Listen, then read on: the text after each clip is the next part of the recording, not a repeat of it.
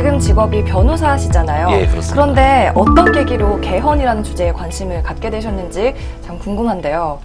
사실은 변호사들은 개헌에 항상 관심이 있죠. 네. 개인적으로는 우리 헌법 체계, 우리 헌법이 30년 전에 사실은 이제 이 개헌을 하고 한 번도 그 다음에 못 고쳤습니다. 근데 이제 우리는 사실 이 어떤 법적 규율은 이 상위법이 항상 우선되거든요.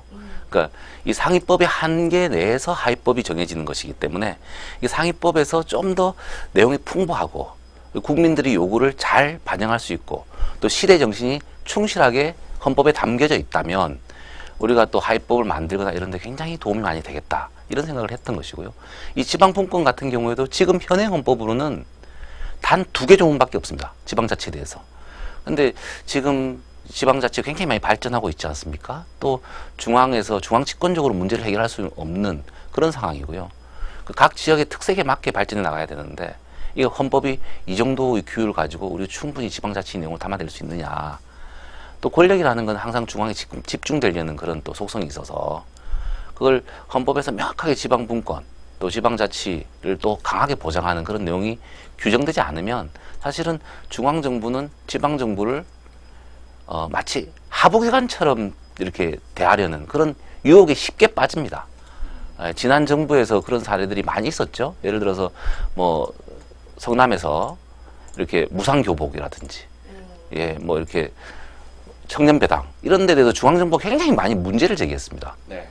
사실은 자기의 아랫사람 대하듯이 한 것이죠. 못하게 하려고 굉장히 많이 중앙정부에서 압력을 많이 넣었고요.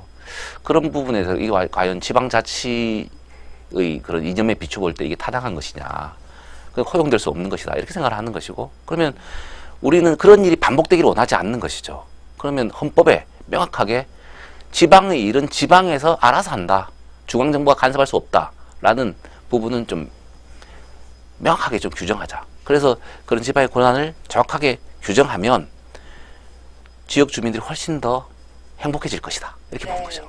그 지방분권 개헌을 성남회의에서 이제 활동을 하고 계시잖아요. 네, 그렇습니다. 성남이 이제 텃밭이신 건가요?